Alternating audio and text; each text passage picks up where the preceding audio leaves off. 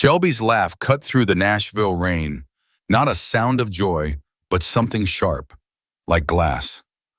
I watched her from the shadows, tucked beside my Chevy, as she leaned into Dale Peterson, his hand resting low on her back. "He'll never see it coming," she whispered, and Dale's eyes, catching mine for a split second across the alley, held no surprise, only a cold, familiar ownership. The rain beat against the alley walls, turning the sounds of Broadway into a muffled hum. I pressed myself further into the damp brickwork, the metal of my truck keys biting into the palm of my hand. The light from a garish neon sign, advertising cheap beer, painted the scene in harsh reds and blues. My wife, Shelby, stood just outside the back door of Dale Peterson's office. Her arm linked through his, her head tilted up. Dale, my boss, smiled down at her.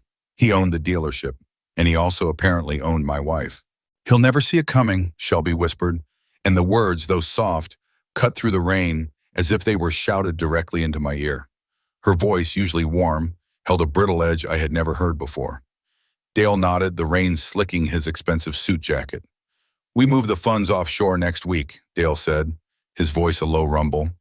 "File the papers while he's at that auto show in Memphis. Cancun by Friday. Nobody will trace it, not with the way Brenda set up the accounts." My breath hitched. Memphis, my annual trip, a weekend I always look forward to, was now a carefully placed alibi. I felt a cold dread spread through my chest, colder than the Nashville rain soaking my shirt. Shelby laughed, a dry, dismissive sound. "Frank, please. The man's idea of suspicion is wondering if I bought regular or light beer. He'll be too busy looking at souped-up engines." The casual cruelty of her words made my stomach clench. 5 years. 5 years of waking up next to her, sharing meals, planning small futures. It all felt like a carefully constructed lie, dissolving now in the alley's shadows. I stood there frozen until they parted, Dale heading back inside, Shelby calling a cab from her phone. I waited until the yellow lights disappeared around the corner before I moved, my soaked clothes clinging uncomfortably. I climbed into my Chevy Silverado, the leather seats cold against my skin. The truck smelled of stale coffee and engine oil, a familiar comfort that now felt alien. My hands gripped the steering wheel, knuckles white. The rain lashed against the windshield, blurring the city lights. I started the engine, the rumble of the V8 a hollow comfort. Each turn of the wheel took me closer to the house we shared, the life she planned to walk away from. The information I now carried felt like a heavy stone in my gut. Shelby thought I knew nothing. That, at least, was a fact I could use. The next morning, the rain had stopped, but a damp chill hung in the air. I was already up, flipping pancakes on the griddle, the smell of butter and syrup filling the small kitchen. Shelby stumbled in, her hair mussed, eyes a little too bright. She wore one of my old shirts, a t-shirt from a fishing trip, the faded cotton hanging loose on her. The perfume she usually favored was replaced by the faint scent of stale liquor. "Morning, sleepyhead," I said, my voice sounding unnaturally bright in my own ears. I kept my back to her, focusing on the golden brown edges of the pancakes. "Rough night," she mumbled, slumping into a chair at the kitchen table. "Brenda from accounting had a few too many, had to drive her home, then she gave me a ride back." I nodded, placing a plate of pancakes in front of her. "That's good of you, Shelby. My phone died last night, or I would have worried." The lie felt smooth on my tongue. My phone, charging on the counter, showed a full battery. She picked at her food, then looked up, a calculated casualness in her eyes. "So, Memphis is still on for next weekend, right? The auto show?" "Wouldn't miss it," I said, taking a sip of coffee. "Got those tickets months ago." "Good," she said almost too quickly, "because Sue Ann called.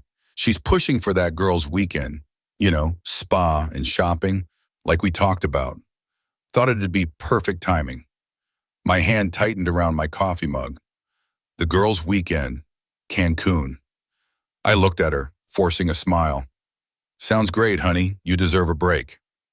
As I spoke, her phone, lying face down next to her plate, vibrated. A text message notification flashed across the screen. "From work, Kevin." The message read, "Confirmed reservation. Can't wait." My stomach lurched. Work, Kevin, was Dale. She had given him a fake name in her phone. I walked around the table, putting my arms around her. "You okay?" I asked, my voice a little rougher than I intended.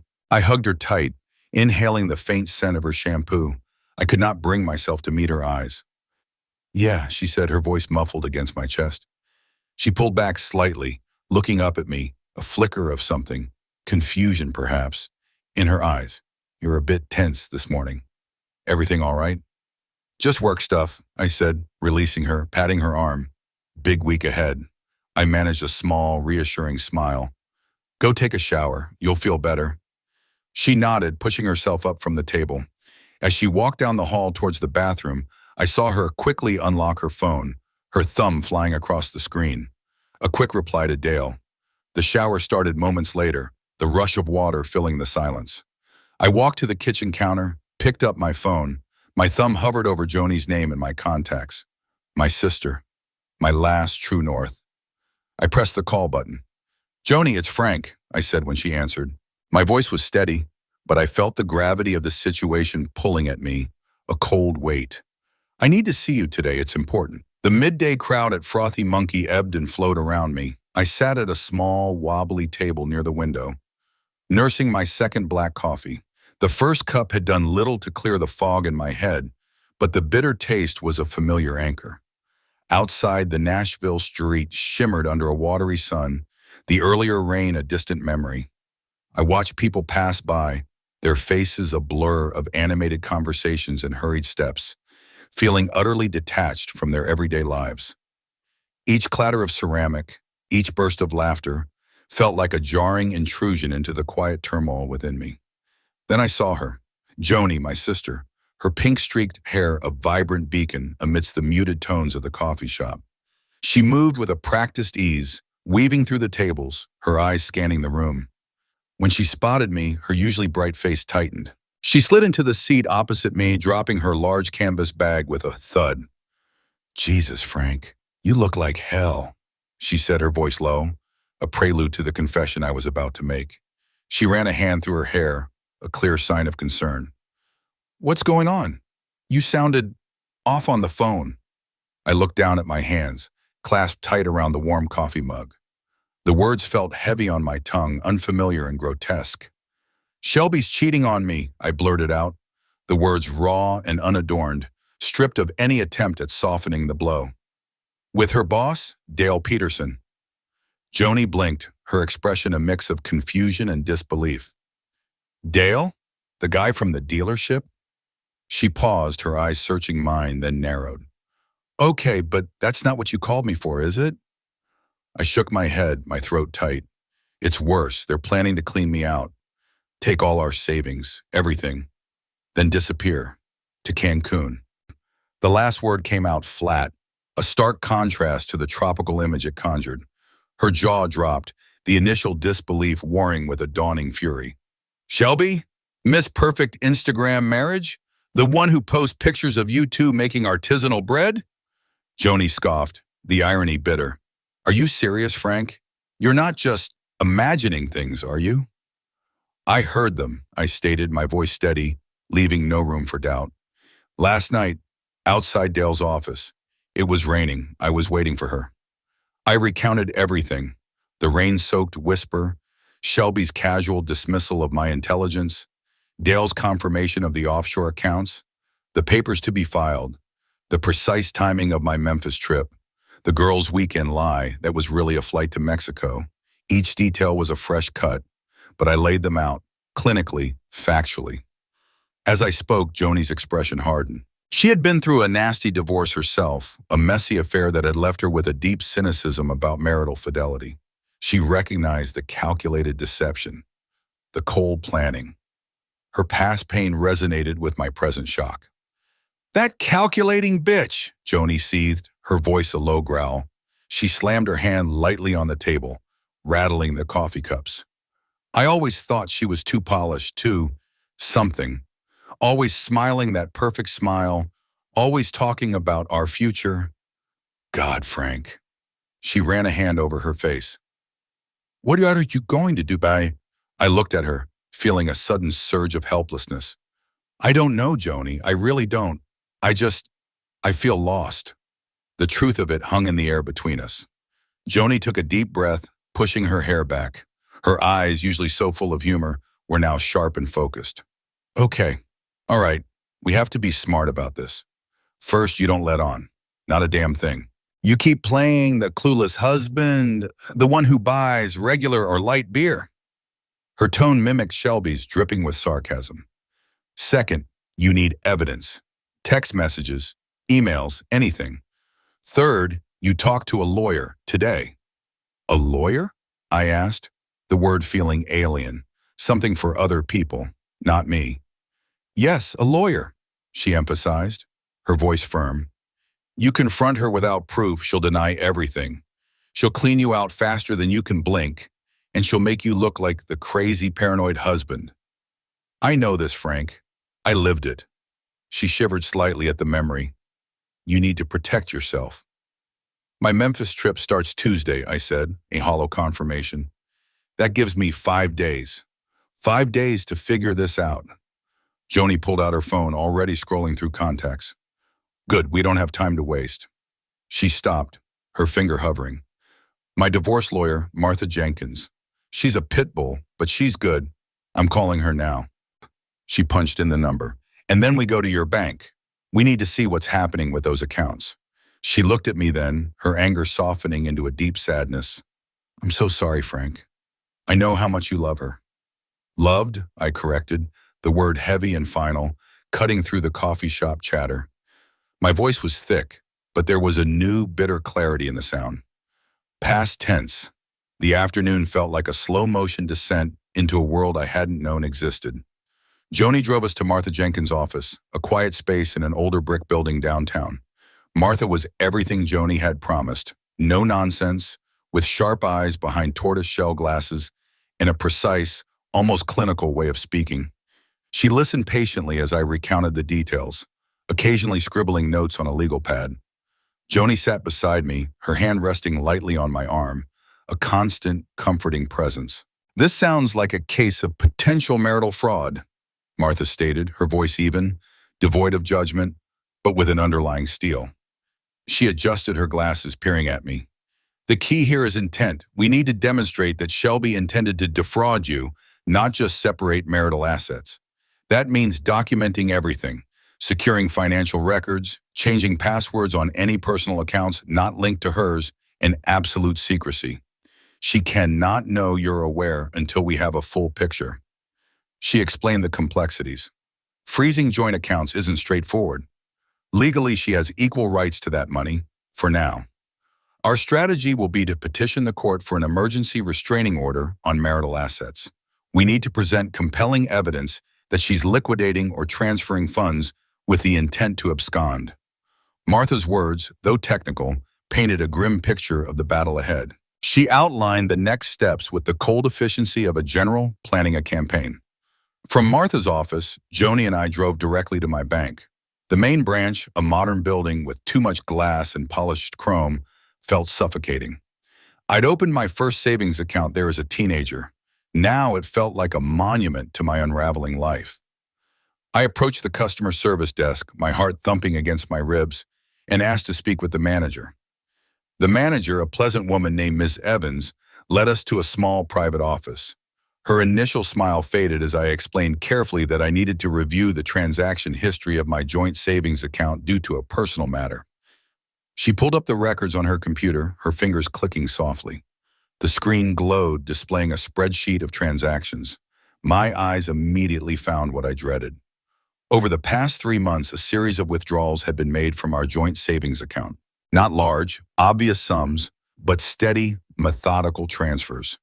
Each one was just under $10,000, usually around $9,500, always to an unknown separate account. This pattern is concerning, Mr. Williams, Ms. Evans said, her voice soft with professional empathy as she pointed to the highlighted lines. We have a reporting threshold for transfers over $10,000 to prevent money laundering. This seems calculated. Calculated. That was the word. She scrolled down further, the numbers multiplying.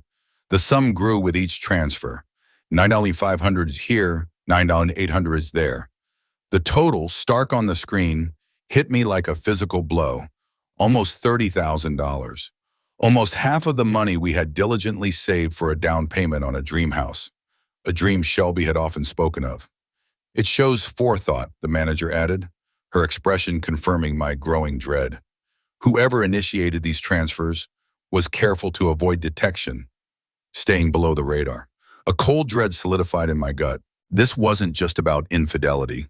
This was systematic, cold-blooded theft. Shelby hadn't just betrayed my trust with another man.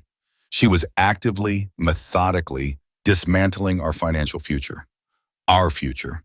The realization that the betrayal extended beyond the emotional to a calculated financial ruin was almost harder to bear. The money wasn't just gone. It had been meticulously siphoned away right under my nose while I planned my Memphis trip and thought about what color tile we'd choose for the bathroom. Martha's words echoed in my mind. Structuring. That was what Shelby had been doing. This pattern, she had assured us, would strengthen our case for fraud. It showed intent. It showed malice. I requested copies of everything. All transaction history, account details, statements. Ms. Evans printed a heavy stack of papers, the crisp sheets feeling like a death sentence in my hands. Joni stood beside me, her presence a silent fortress. She didn't say much, but her hand found mine, squeezing it briefly, a silent acknowledgement of the devastating truth laid bare before us. I left the bank that afternoon with a clearer, yet infinitely more horrifying, understanding of the battle that lay ahead. The fight for my future, for what little remained of my trust, was just beginning. The following days blurred into a tense, calculated routine. I moved through our shared home like a ghost, a phantom of my former self, all while maintaining the carefully constructed facade of the clueless husband. Shelby, oblivious, seemed brighter, more energetic, her eyes holding a conspiratorial gleam I found increasingly repulsive. Each laugh, each casual touch from her, felt like a fresh wound. One evening, Shelby brought her work laptop home, complaining about needing to catch up on emails. She left it charging on the kitchen counter while she took a shower. My hands shook slightly as I installed the monitoring software Joni had helped me find. It was a quick, silent process, and within minutes the program was hidden, silently collecting data. It felt invasive, violating, but the image of that bank statement in Ms. Evans's office solidified my resolve. This wasn't about trust anymore. It was about survival. The software delivered. Incriminating emails and messages between Shelby and Dale began to pour in, a steady stream of undeniable evidence. They discussed their new life fund with chilling casualness, detailing their plans for Cancun, the logistics of their escape, and even mocking my perceived naivete. One message from Dale read, "He's so predictable. The Memphis trip is perfect cover." Shelby's reply, "He'll just assume I'm at the spa with Sue Ann." The sheer audacity of it left me cold. I photographed everything. Screenshots of their exchanges, bank statements, account numbers I found buried in Shelby's digital files. Any document relating to our joint finances. Each click of my phone camera felt like driving another nail into the coffin of our marriage. I stored these copies meticulously on a secure cloud drive and a flash drive Joni had given me, tucked away in my truck's glove compartment. Then I found it, a new joint offshore account. It was in both Shelby and Dale's names, listed as a business venture in a coded email. This confirmed the destination of the stolen funds, the final piece of the puzzle connecting the transferred money to their escape. It wasn't just my money they were taking, it was Metropolitan Insurance's too, likely embezzled funds from Dale's end. Shelby, meanwhile, grew increasingly smug. She'd make subtle comments over dinner or while we watched TV about future plans. "Imagine not having to deal with the winters here," she'd say, staring dreamily into the distance. Or, "Wouldn't it be nice to just disappear for a while?" She was unknowingly fueling my resolve, each word a twisted confirmation of her betrayal. "You need help packing your bags for Memphis," she mentioned in one evening, her voice light, almost playful. "Wouldn't want you to forget anything." It was a subtle push, another layer in her deception, cementing her belief that I would be gone, out of her way, when she made a move. I feigned enthusiasm, talking about the specific models I wanted to see, the tools I hoped to buy. It was a performance I was getting sickeningly good at. I relayed all the new evidence to Martha Jenkins. Her voice, usually so calm, held a note of grim satisfaction. "Excellent work, Frank," she told me over the phone. "This is exactly what we need. We can definitely petition for that emergency restraining order now. The intent to defraud is undeniable." She began drafting the necessary court documents, preparing for rapid action. The clock was ticking, but for the first time, I felt like I was ahead of the game. Joni, my steadfast ally, helped me set up a new separate bank account under my name only. It was a small act, but it felt like reclaiming a piece of myself. I changed all shared passwords for online accounts, email, utilities, even streaming services, ensuring Shelby could no longer access them. Slowly, carefully, I began discreetly moving some of my personal, non-marital assets, things I'd owned before we married, into this new, secure account. It was a small safeguard against total ruin. I also began researching corporate fraud and embezzlement online. Dale Peterson was stealing from his own company, Metropolitan Insurance. This was bigger than just Shelby and me. This opened up avenues for potential legal actions against both him and the company, which could hold him liable for damages. A constant knot of tension resided in my stomach, a cold, hard stone. But it wasn't fear, it was a focused determination. My purpose was clear. I would not be a victim. I would not let them get away with this. One night, while Shelby was out with Brenda, I found a small, spiral-bound notebook tucked away in her nightstand. Inside was a list, scrawled in her neat handwriting, titled New Life. It detailed everything from false passports and new careers to language lessons, Spanish, and new identities. It wasn't just a fantasy, it was a blueprint. The cold, calculated nature of it all sickened me further, hardening my resolve even more. The day before my supposed Memphis trip felt surreal, like an elaborate stage play where I was the lead actor performing for an audience of one. I went through the motions meticulously.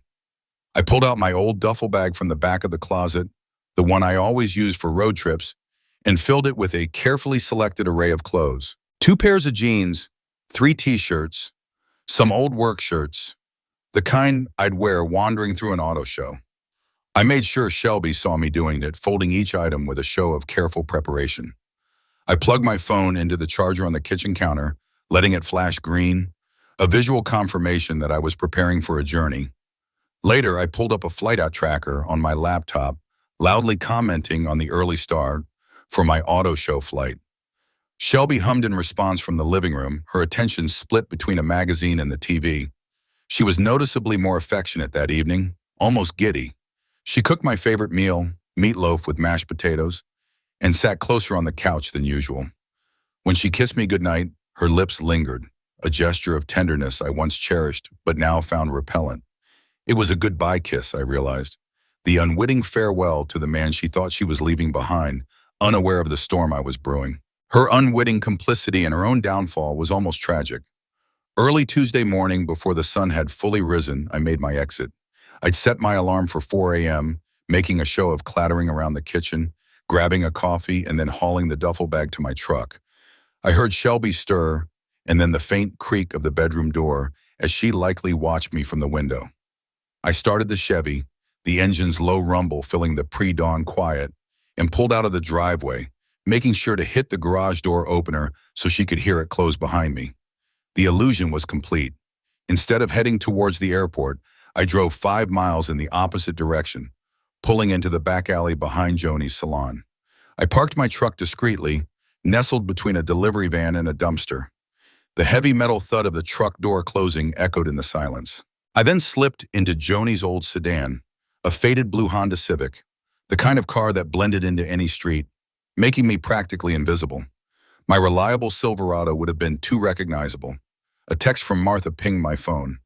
"Court order secured. Your accounts are safe." The words brought a wave of relief so profound it almost buckled my knees. My bank accounts were now legally protected from Shelby's access. Joni's phone rang moments later, informing her that the process server had been dispatched. Shelby would soon be served with the divorce papers and the asset freeze order. The trap was sprung. I spent the rest of the morning at Joni's going over the plan. We reviewed the evidence again. The printouts of bank transfers, the screenshots of the damning emails.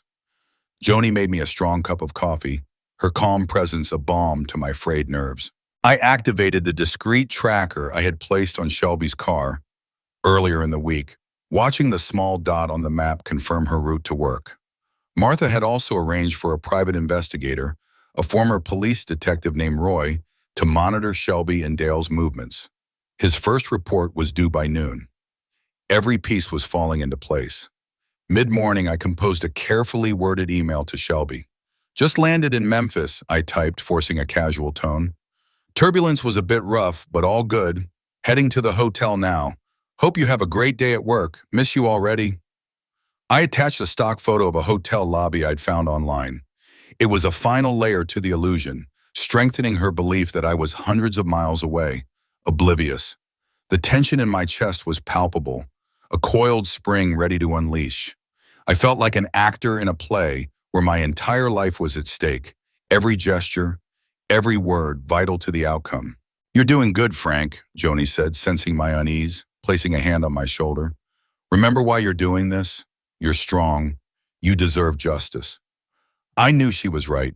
Shelby and Dale believed I was hundreds of miles away, eagerly awaiting an auto show. This gave them the perfect window for their final move, a window I had painstakingly created. They would walk straight into it. This whole ordeal, this calculated deception, makes you wonder about the cost of choices, doesn't it? Stick around to the end to see how life's costly choices unfold. The notification buzzed in my pocket, a quiet vibration that nonetheless sent a jolt through me. Shelby's car. The small dot on the digital map showed her heading away from downtown, towards the outskirts of Nashville, specifically a cluster of buildings marked as a private airport hangar. It was happening. They were making their move. I immediately called Martha. Her voice was calm, efficient. "I'll dispatch local authorities. They'll be prepared to intercept if necessary. Stay safe, Frank." I pulled out of Joni's alley, the Civic's engine a familiar drone. Roy, the private investigator Martha had recommended, was already waiting for me at a prearranged spot on the highway shoulder. He slid into the passenger seat, a camera bag slung over his shoulder, his face impassive. "She's heading to Signature Flight Support," I informed him, pointing at my phone. "That's a private terminal." Roy nodded, his eyes scanning the road. "Figures, less paperwork, quicker turnaround for a charter. Easy way to disappear." We kept a safe distance, following the green dot on my phone screen. The private airport was smaller than the main commercial hub, a few sleek hangars surrounded by a chain-link fence. We parked in a dusty lot across the road, partially obscured by a stand of scrub oaks. From there, we had a clear view of the entrance to one of the hangars. Minutes later, a black Cadillac Escalade, one I recognized as Dale Peterson's company vehicle, pulled up to the hangar's private entrance. Shelby stepped out first, impeccably dressed in a cream-colored pantsuit, carrying a small, expensive-looking carry-on bag. Her hair was styled perfectly, her face composed, a picture of effortless elegance. Dale followed, dressed in a sharp navy suit, his own small leather bag in hand. He looked impatient, checking his watch repeatedly, eager to be gone. Shelby pulled out her phone, her fingers flying across the screen. I imagined her, at that very moment, coordinating the final transfer of funds, or perhaps confirming their flight details. Her face held a triumphant, almost predatory gleam. The private investigator beside me raised his camera, its long lens focused, discreetly recording their arrival and preparations, capturing every detail of their meticulously planned escape. They walked towards a sleek, white private jet, its engines silent, a ramp lowered to its entrance. They were so close to getting away with it. My breath hitched in my throat, a hollow victory twisted in my gut. Then just as they reached the foot of the ramp, two figures emerged from the shadow of the hangar. One was a tall, official-looking man in a dark suit carrying a slim briefcase. The other, unmistakably, was a sheriff's deputy, his uniform a stark contrast to the luxurious backdrop. The man in the suit stepped forward, his voice cutting through the crisp air, clear even from our distance. "Shelby Miller, I have a court order for you." Shelby's composure shattered. Her face, so recently smug, blanched to a sickly white. Her eyes widened, darting from the man to the papers he held, then to the deputy. The meticulously crafted future she thought she was stepping into crumbled before her eyes. She reached out, almost involuntarily, taking the documents, divorce papers and the asset freeze, as if they were burning her fingers. Dale, always the blusterer, stepped forward, his face reddening. "What is the meaning of this? You can't just barge in here. Do you know who I am?" The deputy, a stoic man with an unyielding gaze, placed a firm hand on Dale's chest, holding him back. "You're not going anywhere, Mr. Peterson. We have reason to believe you are involved in a case of marital fraud and attempted embezzlement. You need to come with us." From my vantage point, the scene played out just as I had planned, a silent, devastating climax to weeks of agonizing deception. Shelby stared at the papers in her hand, her eyes darting frantically, her carefully constructed world collapsing. The private jet, her gateway to a new life, stood mockingly behind her. Dale, his champion facade cracking under pressure, began making frantic phone calls, his voice rising in panicked desperation. The illusion was over. The game was up. The moment arrived. I opened the Civic's door and stepped out from the cover of the Oaks, walking slowly, deliberately, across the dusty asphalt towards them. My footsteps crunched in the quiet, a stark counterpoint to the distant hum of traffic. Shelby was still clutching the divorce papers, her face pale, her eyes fixed on the documents as if they held some impossible riddle. Dale was mid-rant on his phone, his voice growing increasingly agitated. "Looking for a ride to Cancun, Shelby?" I asked, my voice calm, flat, devoid of the rage that had consumed me for weeks. It felt surreal, as if the words were coming from someone else. Her head snapped up, her eyes wide with shock and pure terror. She saw me, the man she believed was hundreds of miles away in Memphis, standing there right in front of her. The color drained from her face completely. "Frank, no, how?" Her voice was a strangled whisper, a broken sound I barely recognized. The carefully constructed world she had built for herself was not just crumbling, it was disintegrating before her eyes. Dale turned, his phone still pressed to his ear, his face a mask of furious disbelief. The realization of the depth of their miscalculation, of my elaborate deception, slowly dawned on him.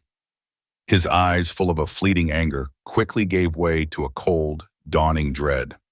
I pulled a folded printout from my pocket.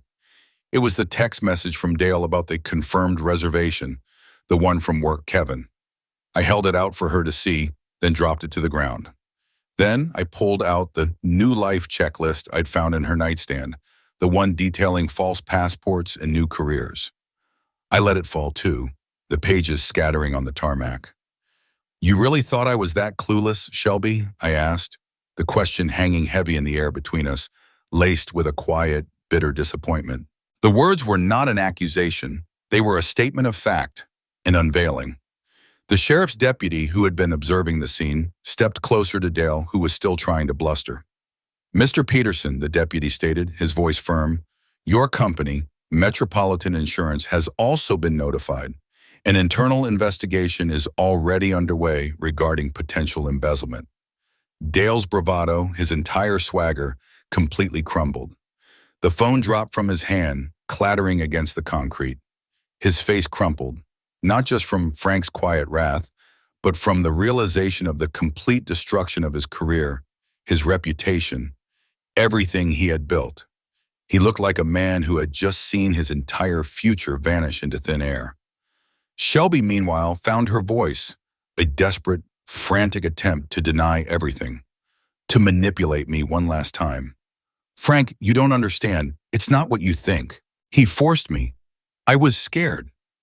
Her words trailed off, weak and unconvincing. The evidence scattered at her feet and in the deputy's hand was overwhelming. There was no escaping it. "It's over, Shelby," I stated, my voice holding a cold finality. "Everything." The word echoed in the vastness of the private airport, sealing her fate. The process server stepped forward again, addressing Shelby. "Ms. Miller, as per the court order, all joint marital assets are immediately frozen. These documents initiate divorce proceedings. Any attempt to move further funds will result in severe legal action. His tone was professional, unfeeling, just relaying facts. I watched them, not with satisfaction, but with a profound sadness for what was lost. The 5 years we had spent together, the dreams we had built, all dissolved into this bitter tableau. There was no triumph in watching her face crumble, only a quiet, aching emptiness. I turned away from the scene, my mission accomplished. The emotional weight remained heavy on my shoulders, a phantom ache that no amount of justice could fully alleviate. As I walked back to Joni's car, Roy, the private investigator, met me. He handed me a slim folder. "Everything, Mr. Williams," he said, his voice low.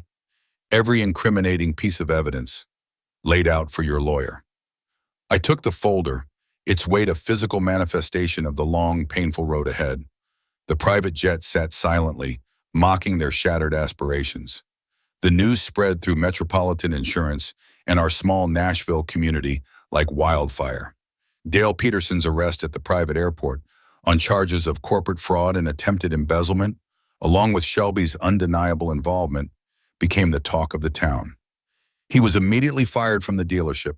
His reputation, once solid and respected, now lay in tatters, a testament to his greed and poor judgment. Shelby, for her part, initially attempted to fight the divorce and the asset freeze.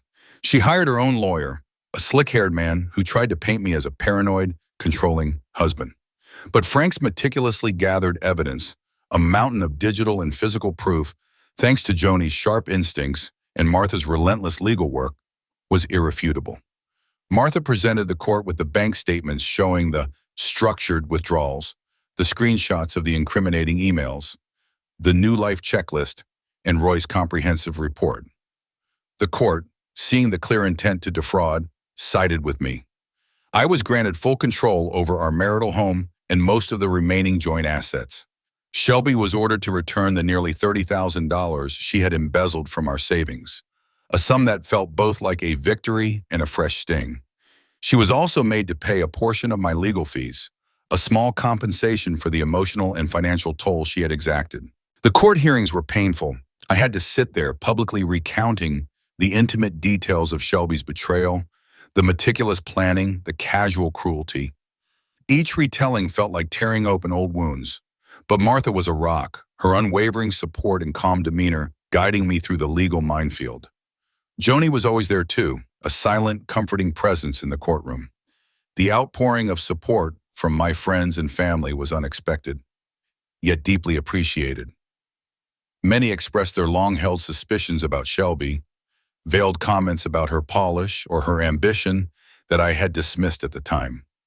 Their support was a reminder that I wasn't alone, that I hadn't been completely blind. With the legal battles behind me, I slowly began the arduous process of healing. I started seeing a therapist, a quiet woman who helped me untangle the deep emotional scars left by the infidelity and betrayal. It wasn't about erasing the past, she explained, but about understanding it, accepting it, and learning to move forward. The house, the symbol of our once shared future, felt hollow and haunted. I sold it, severing that final tangible tie to the memories of a life that never was. It was a difficult decision, but it felt necessary, a cleansing. With the money and with what little remained of my savings, I started to reinvest in my auto shop. Focusing my energy on work, on something tangible and real, was a balm. I expanded, hired new mechanics, and slowly, deliberately, began to build a new future, one focused entirely on myself. Shelby's life, meanwhile, crumbled. The news of her actions spread through her professional and social circles. She lost her job at Dale's company, her reputation in tatters. Most of her friends, many of whom were Dale's associates or superficial acquaintances, gained through her social media presence, quickly abandoned her. She eventually left town, unable to face the judgment and the relentless consequences of her actions. I heard rumors occasionally of her struggles, of her starting over in a new city far from Nashville. But I felt no satisfaction, no joy in her misfortune, only a quiet, almost detached understanding of justice served. The scales had balanced. Months turned into a year, each one a step, sometimes faltering, sometimes firm, on the long road to rebuilding. I slowly began to piece my life back together, a methodical process much like restoring an old engine, one painful component at a time. The echoes of Shelby, of the life we had planned, gradually receded. I sold the house, that monument to a broken dream, and moved into a smaller, cozier place across town. It was a modest two-bedroom bungalow with a small yard I could tend myself. Here, there were no ghosts of past anniversaries or whispered promises. I made it my own, filling it with things that felt honest and real. My old leather armchair, the tools I'd collected over the years, photographs of family and friends. It was free from pretense, free from the kind of superficial charm Shelby had always gravitated towards. My relationship with Joni deepened, forged in the crucible of crisis. She had been my rock, my sounding board, my unwavering support. Our bond, once simply brother and sister, now held the unbreakable strength of comrades who had weathered a storm together. We shared quiet dinners, talked for hours, and sometimes just sat in comfortable silence, understanding that some things didn't need words. At the auto shop, business was good. Gary, my co-worker, had made a full recovery, his humor and steady presence a welcome return. Under my dedicated leadership, the shop thrived. We expanded our services, took on more complex jobs, and built a reputation for honest work and fair prices. It was fulfilling, grounding. Working with my hands, solving tangible problems, felt like a small but significant victory each day. I continued therapy, exploring the deep emotional scars of the infidelity and betrayal. It was a slow, sometimes agonizing process learning to trust again, to process the grief of a love that was, in the end, a carefully constructed lie. My therapist helped me understand that the healing wasn't about forgetting, but about integrating the pain, about recognizing my own resilience. I found solace in the simple, unglamorous routines of Midwestern life, the scent of grease and oil at the shop, the easy camaraderie with my employees and customers, honest friendships that didn't demand performance, quiet evenings spent reading or listening to an old blues record. It was a rhythm I had always known, but had perhaps lost sight of in the pursuit of something flashier. Eventually, I started dating again, cautiously, tentatively. The experience had made me wary, certainly, but also wiser, more discerning. I looked for genuine connection, for authenticity, for kindness, rather than the superficial charm that had once so easily captivated me. It was a slow process learning to open up again, to navigate the complexities of trust, but I was no longer afraid. I had learned that true strength wasn't in avoiding pain or pretending it didn't exist. It was in confronting it, walking through it, and emerging on the other side, if not completely whole, then at least fundamentally stronger. Sometimes I'd reflect on Shelby's pay the price moment at the airport. I understood now with a quiet certainty that morality always catches up. The glitz, the ambition, the carefully curated image, they were all fleeting. What remained was the quiet consequence of one's actions. I found a quiet peace in my new life. It was unglamorous, perhaps, by some standards, but it was real. I appreciated authenticity over outward appearances, the solid ground beneath my feet over the allure of a distant, shimmering horizon, the memory of the rain-soaked whisper of that cold, cutting betrayal still occasionally surfaced, but it no longer held me captive. It was a memory, a scar, not an open wound. I looked towards the horizon, a man scarred but not broken, ready for whatever honest future the Midwest offered him. I understood that forgiveness wasn't for Shelby, it was for myself. It was the act of releasing the bitterness, of allowing myself to move on, to truly live again. Life was simpler now, quieter, but profoundly real, and that, I realized, was all I had ever truly wanted. Life settled into a rhythm that felt earned. The quiet hum of my auto shop, the genuine laugh shared with Joni, the honest ache in my muscles after a long day, these were the new anchors. The echoes of Shelby's betrayal, once a constant noise, had faded into a distant memory, occasionally surfacing like a forgotten melody, but no longer commanding my attention. I understood now that the true cost of their scheme wasn't just the money or the broken trust, it was the illusion. The carefully constructed facade Shelby had presented, The perfect Instagram marriage crumbled to reveal a hollowness I hadn't seen. My own life, stripped bare by their actions, was slowly being rebuilt on a foundation of unvarnished truth. It wasn't flashy, it wasn't easy, but it was real. And in that quiet reality, I found a different kind of wealth, a peace that Shelby's escape to Cancun could never have bought. The past had left its scars, but the future, unburdened by deceit, felt open, honest.